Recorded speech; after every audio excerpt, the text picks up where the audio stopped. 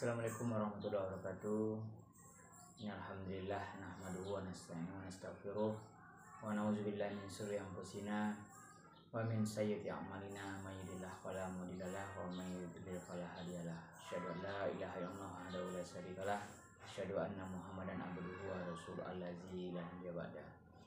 Bismillah sadri wa isri amri wa hlul 'uqdatam min lisani yafqahu qawli. Alhamdulillah, puji dan syukur kita kepada Allah Subhanahu wa taala yang senantiasa dan masih melimpahkan nikmat, rahmat dan karunia kepada kita semua, sehingga pada kesempatan yang berbahagia ini kita bisa bersama-sama untuk menampilkan kebenaran, menampilkan sistem yang baik dan benar yang sesuai dengan tuntunan Sang Maha Pencipta. Baik, sahabat semua, pada kesempatan kali ini kita akan coba mengupas perihal sistem perbankan syariah.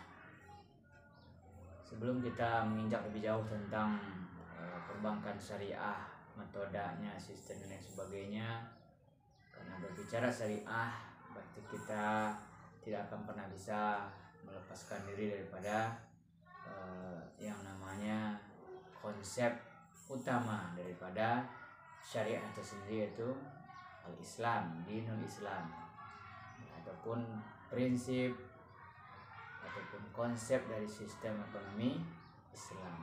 Jadi berbicara perbankan syariah tidak mungkin bisa melepaskan diri pada konsep dinul Islam dan konsep ekonomi Islam. Jadi hal yang paling mendasar yang harus kita pahami bahwa ajaran sistem Islam bukan hanya diperuntukkan bagi orang-orang Islam saja.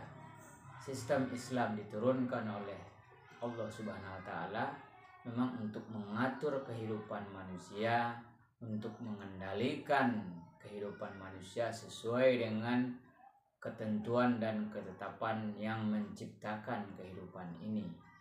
Jadi sistem Islam, ekonomi Islam bukan hanya untuk orang Islam, itu prinsip dasarnya.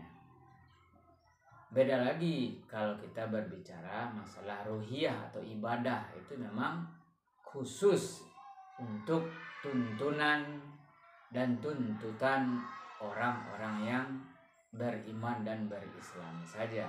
Tapi berbicara sistem kehidupan yang diatur dengan aturan Islam, itu sifatnya komprehensif, menyeluruh, syumuliyah kepada seluruh umat manusia. Jadi ini yang perlu kita pahami secara mendasar. Ajaran Islam tidak khusus untuk orang Islam saja, tapi untuk umat manusia, baik umat Islam maupun umat agama lain, bahwa Islam mengajarkan kepada umat manusia untuk menjaga dan melindungi alam, melindungi eksistensi manusia, melindungi eksistensi lingkungan dan lain sebagainya. Untuk itulah adanya aturan yang Allah tetapkan di dalam aturan Islam. Jadi berbicara sistem Islam, kita mengerucut kepada pembelajaran ekonomi Islam. Ekonomi Islam berarti bahwa itu ilmu yang mempelajari, ilmu yang mendalami segala perilaku manusia dalam memenuhi kebutuhan hidupnya dengan tujuan memperoleh kedamaian atau falah untuk kesejahteraan dunia dan akhirat. Jadi memang prinsip dasarnya ekonomi Islam ini bagaimana mempelajari seluruh perilaku manusia dalam memenuhi kebutuhan hidupnya yang sesuai dengan standar syariat, standar al-Islam, yang inti utamanya adalah mewujudkan kedamaian dan kesejahteraan dunia dan akhirat. Berikutnya kita akan coba melihat prinsip-prinsip dari ekonomi Islam. Sebelum kita berbicara lebih jauh tentang perbankan syariah, maka kita melihat induk ataupun kitab utamanya tentang bank syariah tadi, yaitu ekonomi Islam. Di dalam prinsip ekonomi secara Islam diatur bahwa manusia harus hidup hemat dan tidak bermewah-mewah. Itu prinsip dasar utamanya. Sehingga dalam penjabaran kehidupannya dia akan mencoba mengatur ekonominya, keuangannya tetap sesuai dengan koridor ketetapan Sang Pencipta, yaitu bahwa manusia tidak boleh bersifat mubazir, karena mubazir itu pekerjaan syaitan. Jadi prinsip dasarnya hidup hemat dan tidak bermewah-mewah, sehingga itu pun akan mewarnai nanti pria tingkah laku dalam kehidupannya. Yang berikutnya menjalankan usaha-usaha yang halal. Ini yang paling penting. Tidak ada unsur-unsur kezoliman, unsur-unsur keharaman, ya, bahkan makruh sekalipun, ya, itu harus dihindari. Nah, makanya nanti kita akan sampai kepada hukum riba itu seperti apa. Lalu penggunaan implementasi dari zakat. Bagaimana zakat digunakan untuk kesejahteraan umat manusia, terjadinya pemerataan ataupun keadilan terhadap masyarakat, bahwa hukum zakat itu untuk mengatur kehidupan sosial masyarakat agar terjadi keadilan dan pemerataan pendapatan maupun kekayaan. Jadi kekayaan tidak hanya berputar semata-mata hanya di kalangan orang yang kaya saja. Harta akan didistribusikan kepada orang-orang yang membutuhkan. Bagian dari harta orang-orang ataupun harta manusia itu ada hak orang lain, ada hak baitul mal, ada hak pendidikan, ada hak perjuangan, ada hak musafir, ada hak fakir miskin dan lain sebagainya, ada hak Islam di dalamnya. Yang berikutnya penghapusan atau pelarangan riba. Ini prinsip yang mendasar dalam prinsip ekonomi Islam, bahwa di dalam Islam diharamkan yang namanya riba. Itu kita akan kupas seperti apa itu riba, seperti apa implementasinya. Dan yang terakhir pelarangan judi, karena lebih banyak mudaratnya di dalam sistem judi, ya. Jadi itu 5 prinsip daripada ekonomi Islam. Hidup hemat, tidak bermewah-mewah. Yang kedua menjalankan usaha-usaha dengan halal. Yang ketiga implementasi dari zakat.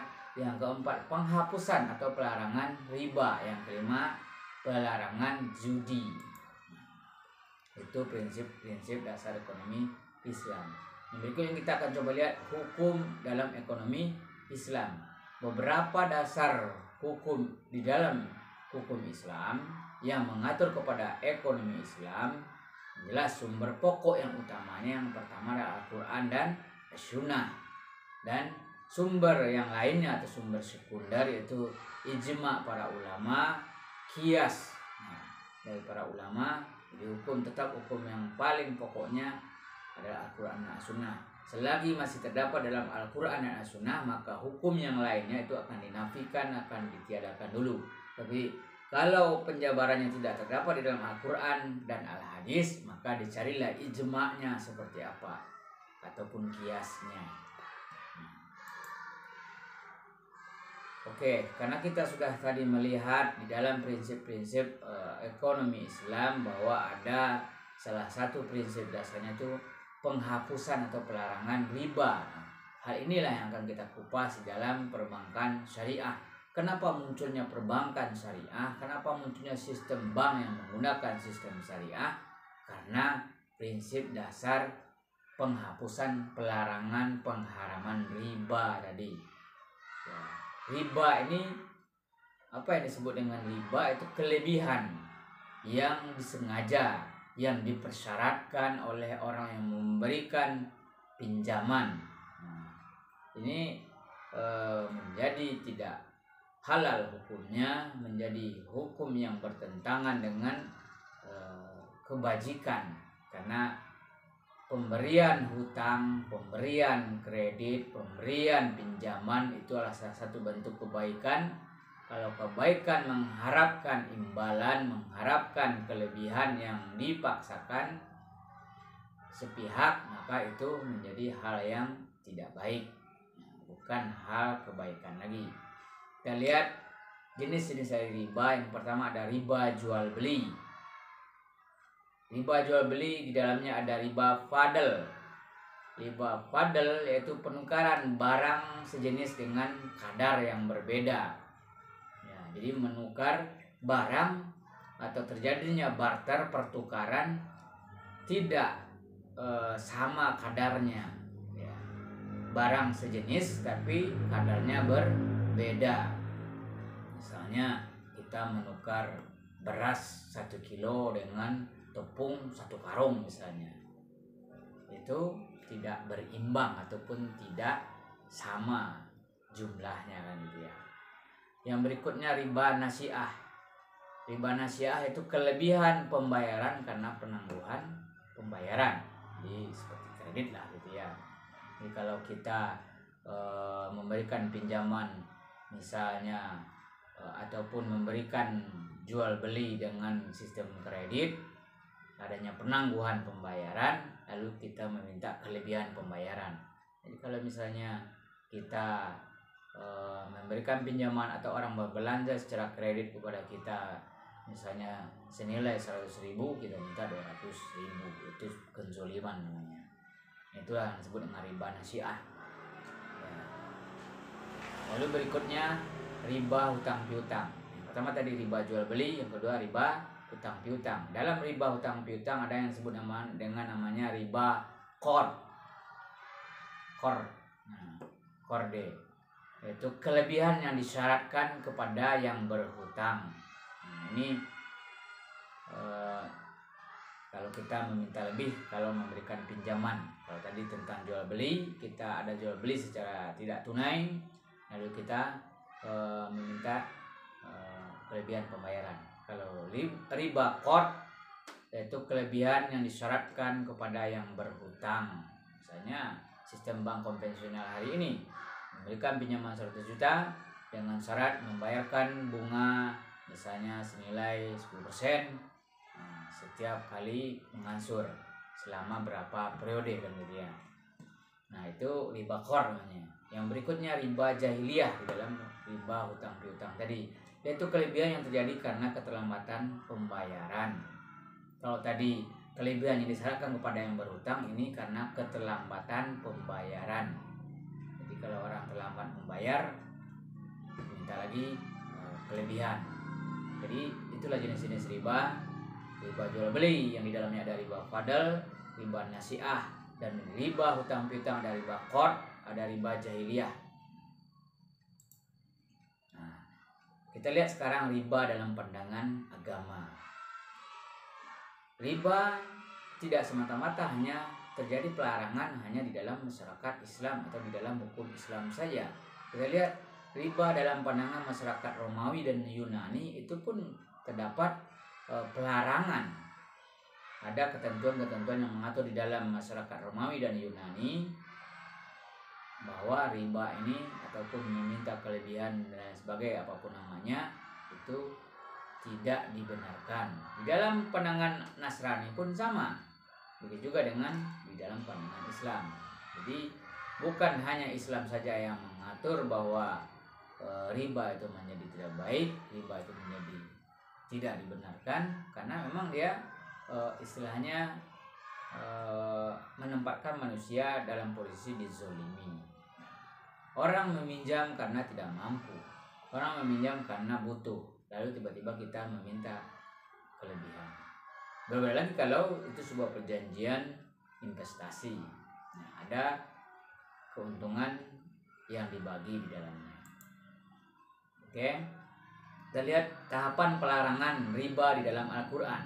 Tahap pertama di dalam surat Ar-Rum ya, ayat 39 digambarkan di sana seolah-olah menolong pada mencelakakan. Tahap kedua pelarangan riba dalam Al-Quran di dalam surah An-Nisa ayat 160 sampai 162. Riba digambarkan sesuatu yang jelek. Tahap ketiga dalam surah Ali Imran ayat 130, mengambil riba yang berlipat ganda. Tahap keempat, riba dalam Al-Baqarah ayat 275 sampai 279, riba menjadi haram tanpa syarat. Inilah hukum pelarangan riba, tahapan-tahapannya di dalam Al-Quran. Tadi awalnya seolah-olah menolong pada mencelakakan, lalu berikutnya tahap berikutnya digambarkan riba sebagai sesuatu yang jelek, ya tidak langsung diharamkan tapi bertahap. Itulah hukum Islam. Tahap ketiganya riba, mengambil riba berlipat ganda. Yang terakhir baru riba haram tanpa syarat apa-apa. Begitu juga di dalam hadis riwayat Aun Ibnu Hanifah dan hadis riwayat Abdullah bin Mas'ud tentang hukum pelarangan riba. Kita lihat dampak negatif dari penerapan riba. Secara ekonomi, riba ini akan berakibat terjadinya inflasi. Kenapa terjadi inflasi? Karena meminta kelebihan dalam artian kita ada nilai waktu daripada uang gitu ya. Jadi misalnya kita lihat orang yang meminjamkan dana pada orang lain lalu meminta kelebihan, di sisi itu akan mengakibatkan banyaknya permintaan karena orang diberikan pinjaman ya, lalu diminta kelebihan pembayaran, maka akan terjadi banyak permintaan sedangkan proses penawaran dari barang sedikit. Sehingga akan terjadi kenaikan harga barang-barang dengan adanya pinjaman ini kan gitu ya. Sehingga sifat konsumtif manusia akan keluar. Ya banyaknya uang beredar pun mengakibatkan terjadinya inflasi.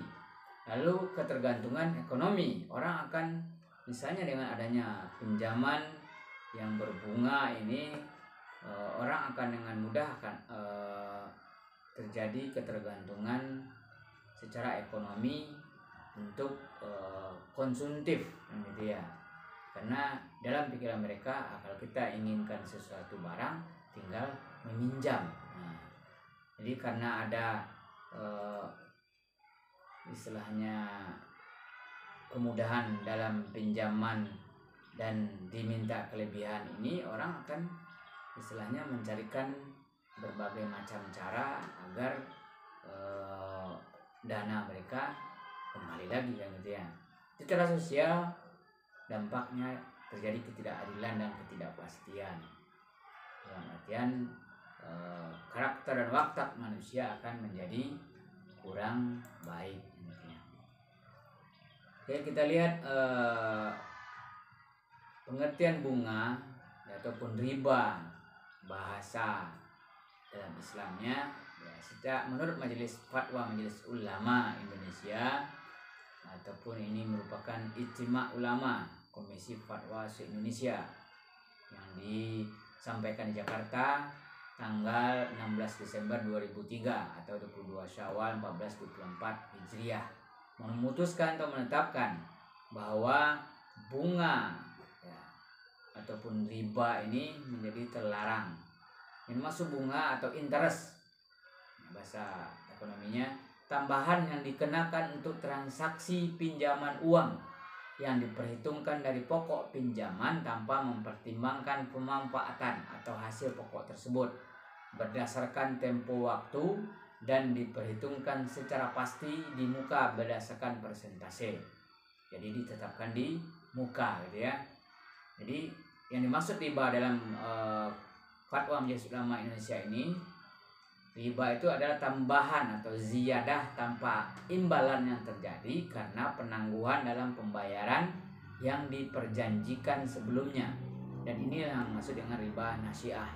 Riba jenis kedua yang disebut riba fadl ialah pertukaran dua barang yang sejenis dengan kelebihan. Riba yang maksud dalam fatwa ini adalah riba nasiah. Itulah Fatwa Majelis Ulama Indonesia tentang bunga dan riba. Jadi hukum dari bunga atau interest ini, praktek pembungaan uang saat ini telah memenuhi kriteria riba yang terjadi pada zaman Rasulullah SAW. Baik tadi seperti yang kita sampaikan, riba nasiah maupun riba fadl dalam jual beli. Dengan demikian, praktek pembungaan uang termasuk salah satu bentuk riba, dan riba haram hukumnya.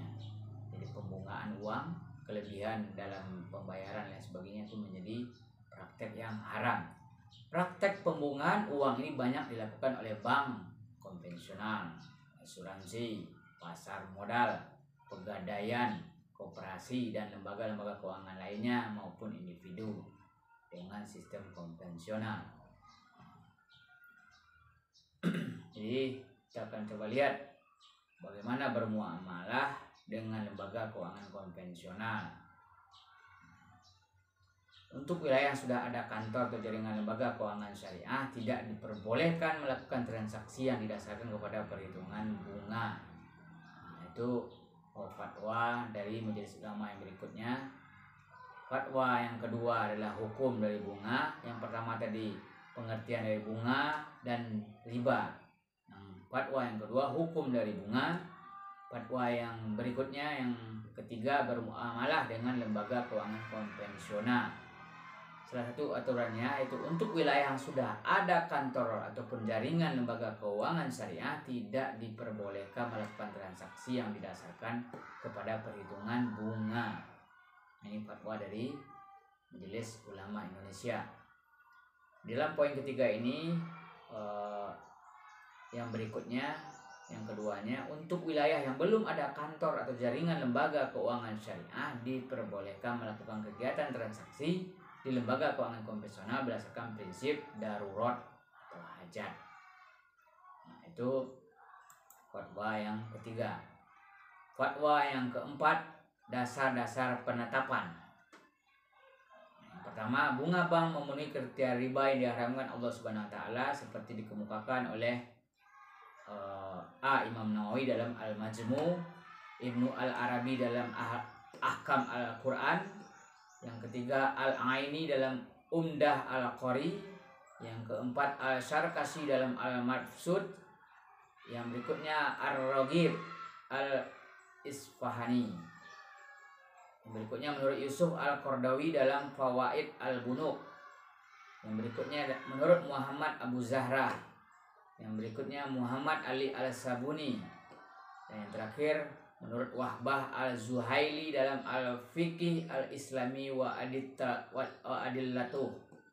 Nah, itu dasar-dasar penetapan bunga bank memenuhi kriteria riba yang diharapkan Allah SWT. Nah, ini menurut pendapat para ulama. Yang berikutnya, yang kedua, dasar-dasar penetapan itu bunga uang dari pinjaman atau simpanan yang berlaku di atas lebih buruk dari riba yang diharapkan Allah Subhanahu wa taala dalam Al-Qur'an, karena riba hanya dikenakan tambahan pada saat si peminjam tidak mampu mengembalikan pinjaman pada saat itu tempo. Sedangkan bunga bank sudah langsung dikenakan tambahan sejak terjadinya transaksi. Di sini letak keharamannya. Jadi dia lebih kejam lagi daripada riba zaman dahulu yang ditetapkan dalam Al-Quran. Riba sekarang istilahnya mampu tidak mampu tetap dikenakan bunga. Kalau dulu adalah kelebihan pada saat istilahnya dikenakan tambahan tidak mampu mengembalikan pada saat jatuh tempo. Nah, ini bunga uang dari pinjaman di bank lebih berat lagi karena dia ditetapkan di awal, ya, sejak terjadinya transaksi. Yang ketiga, telah adanya ketetapan akan keharaman bunga bank oleh 3 forum ulama internasional. Jadi 3 forum ulama internasional menetapkan adanya keharaman bunga bank, yaitu yang pertama Majma'ul Buhuth Al-Islamiyah di Al-Azhar Mesir pada Mei 1965. Yang kedua, Majma' Al-Fiqih Al-Islami negara-negara Oki yang diselenggarakan di Jeddah tanggal 10 sampai 16 Rabiul Awal 1406 Hijriah, itu 22 sampai 28 Desember 1985. Yang ketiga, Majma' Fikih Rabito Alam Al-Islami keputusan 6 sidang ke-9 yang diselenggarakan di Makkah tanggal 12 sampai 19 Rajab 1406 Hijriah. Yang keempat keputusan Dar al-Ifta Kerajaan Saudi Arabia tahun 1979. Yang terakhir keputusan Supreme Syariah Court Pakistan 22 Desember tahun 1999. Nah, itu poin yang ketiga, dasar penetapan tentang bunga bank haram. Yang keempat, Fatwa Dewan Syariah Nasional DSN Majelis Ulama Indonesia MUI tahun 2000 yang menyatakan bahwa bunga bank tidak sesuai dengan syariah. Yang kelima, sidang Majelis Tarjih Muhammadiyah tahun 1968 di Sidoarjo yang menyarankan kepada PP Muhammadiyah untuk mengusahakan terwujudnya konsepsi sistem perekonomian khususnya lembaga perbankan yang sesuai dengan kaidah Islam. Yang keenam, dasar penetapannya yaitu Musyawarah Nasional Alim Ulama dan Konbes Nahdlatul Ulama NU tahun 1992 di Bandar Lampung yang mengamanatkan berdirinya Bank Islam dengan sistem tanpa bunga. Nah, itu berapa dasar penetapan pelarangan bunga bank di dalam beberapa fatwa. Nah, itu yang perlu kita pahami yang telah ditetapkan fatwa oleh Majelis Ulama Indonesia, yaitu merupakan Ijtima Ulama Komisi Fatwa se-Indonesia, ditetapkan di Jakarta 16 Desember 2003 atau 22 Syawal 1424 Hijriah. Nah, itu berapa penetapan tentang masalah hukum dari bunga dan riba. Oke, kita akan coba lihat faktor-faktor yang mempengaruhi perkembangan sistem perbankan syariah, ya, baik secara nasional maupun internasional. Yang pertama, perubahan legal, politika, dan ekonomi secara internasional. Itu mengakibatkan di seluruh dunia terjadi keinginan bersama umat Islam, karena begitu banyaknya kepentingan umat Islam yang harus diwadahi untuk tidak selalu menggunakan sistem konvensional, sistem bunga bank yang akan menjerumuskan umat Islam kepada keharaman. Maka perubahan legal, aturan, politik, dan ekonomi secara internasional ini juga memicu dan memacu salah satunya Indonesia untuk mendirikan perbankan dengan sistem syariah.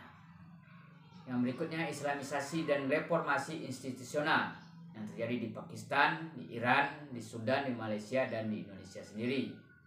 Yang ketiga, internasionalisasi organisasi Islam, yaitu di OKI, di DB, dan lain-lain. Yang berikutnya, respon internasional untuk memperoleh moda atau dana dari negara-negara Islam yang kaya minyak, contohnya Citibank dan lain-lain. Itu istilahnya gambaran faktor-faktor yang mempengaruhi perkembangan sistem perbankan syariah di dunia. Kita lihat perkembangan bank syariah di Indonesia sendiri. Pertama sekali terjadi munculnya bank dengan konsep syariah di tahun 1992 yang dikembangkan yang secara formal. Berdirinya pada waktu itu Bank Muamalat, dan secara serius dikembangkan mulai setelah tahun 1998. Kronologisnya kenapa? Pada saat terjadinya krisis ekonomi, maka bank yang pada waktu itu bisa bertahan, tidak terjadi likuidasi, tidak terjadi kepailidan, yaitu Bank Syariah yang telah didirikan tahun 1992. Maka setelah 1998 mulailah dilirik untuk penggunaan sistem perbankan syariah secara nasional. Kenapa Indonesia termasuk pendatang yang telat ataupun terlambat dalam pengembangan bank syariah? Ada beberapa hal yang mendasari, yaitu yang pertama, perbedaan pandangan tentang bunga bank. Ya, ada yang mengatakan halal, ada yang mengatakan subhat, ada yang mengatakan haram, sehingga sangat lambat. Padahal negara-negara di dunia, negara-negara Islam yang lainnya sudah jauh lebih dulu penetapan ataupun pendirian bank dengan konsep syariah. Lalu yang berikutnya, pertimbangan sosial politik. begitu heterogennya masyarakat Indonesia, maka masih menjadi pertimbangan apakah bank dengan dua konsep atau tetap dengan konsep konvensional. Lalu tanggung jawab pencantuman label syariah ini sangat berat tanggung jawabnya, makanya terjadi simpang siur pendapat, terus tarik menarik, sehingga Indonesia termasuk terlambat, padahal Indonesia merupakan negara muslim terbesar di dunia. Yang berikutnya kendala dasar hukum, karena pada tahun 1967 lahirnya Undang-Undang Perbankan nomor 14 itu tidak mengenal istilah bank syariah di dalamnya. Nah, makanya tiga hal ini menjadi faktor keterlambatan pendirian bank dengan konsep syariah di Indonesia. Yang berikutnya kendala stagnasi perkembangan. Dari tahun 1992 sampai 98 tadi ya didirikan karena ada fatwa dari Majelis Ulama tadi, mulai dilirik untuk pendirian bank syariah tahun 1992, tapi lambat perkembangannya, malah lebih cenderung ke arah stagnan.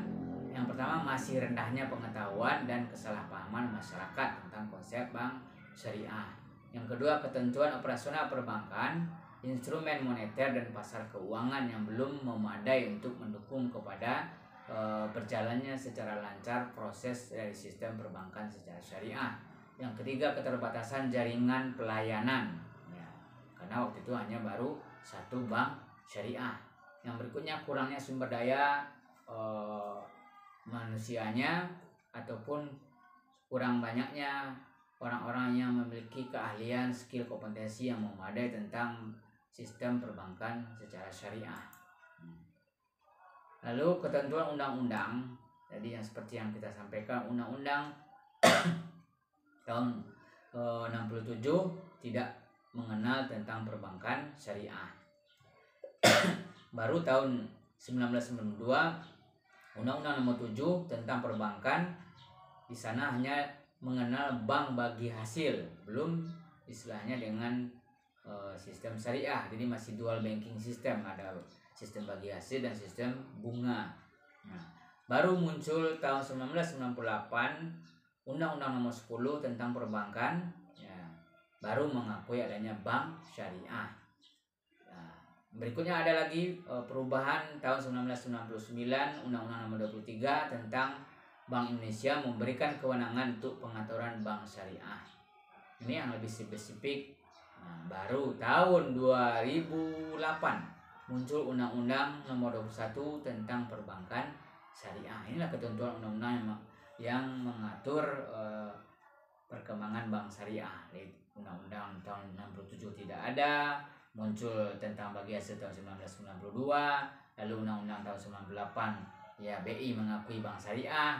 Undang-Undang Nomor 23 BI memberikan kewenangan untuk pengaturan bank syariah. Undang-Undang Nomor 21 baru muncul Undang-Undang tentang perbankan syariah. Jadi seperti itulah perkembangan perbankan syariah di Indonesia. Dan mulai tahun 1990 adalah kayak MUI tadi, 92 pengenalan dual banking system atau tadi ada bagi hasil, ada bunga. Tahun 98 diperbolehkannya bank beroperasi secara dual system. 99 muncul kebijakan moneter berdasarkan prinsip syariah. Tahun 2000 keluarnya register operasional dan kelembagaan bank syariah. 2001 lahirlah Badan Pengawas Syariah. 2003 BPS menjadi DBPS, Dewan Pengawas Bank Syariah. Jadi seperti itu milestone-nya ataupun sistem tahapan-tahapan perkembangan bank syariah. Jadi penyempurnaan jaringan kantor bank syariah ini, konversi dari unit menjadi kantor cabang pembantu dan seterusnya. Awalnya mungkin membuka jendela syariah. Jadi kalau kita lihat tadi perkembangan bank muamalat yang berdiri tahun 1992 tadi, itu yang menjadi cikal bakal berdirinya bank syariah secara nasional di Indonesia. Nah, itulah bentuk perkembangan bank syariah. Awalnya tahun 92 baru satu bank Desember 99 berdiri sudah 2 bank. Ya. Yang lainnya baru berbentuk unit usaha syariah saja gitu. Nah, ini perkembangan bank syariah di Indonesia. Kita lihat Desember 2003 total aset bank syariah di Indonesia baru 7,86 triliun. Jadi 0,7% dari total aset perbankan nasional, baru 0, ya. Total simpanan syariah tahun 2003 itu Desember 5,72 triliun, 0,6% dari total simpanan masyarakat secara Indonesia. Nah, total pembiayaan baru ada 5,53 triliun, 1,2% dari total kredit perbankan nasional, masih sangat sedikit. FDR-nya tahun 2003 ini 96,6 triliun, jauh di atas rata-rata perbankan yang hanya 53%. Nah, itu. Jadi seperti itu gambaran dari perbankan syariah di Indonesia, yang mulai dasar hukumnya, penetapan fatwa MUI, perkembangannya dan seterusnya. Jadi itu sedikit gambaran tentang konsep bank syariah. Ya. Kedepannya mungkin kita akan jabarkan lebih jauh tentang sistem dari perbankan syariah sendiri. Nah, jelas bahwa bank merupakan kegiatan untuk menghimpun dan menyalurkan dana, di samping adanya jasa-jasa yang dikelola oleh perbankan baik syariah maupun konvensional. Oke, mungkin sedikit gambaran tentang perbankan syariah, dasar hukumnya, tentang pelarangan riba, tentang bunga dan lain sebagainya. Semoga dapat memberikan pencerahan bagi kita semua. Terima kasih, semoga kita kedepannya bisa lebih baik lagi. Assalamualaikum warahmatullahi wabarakatuh.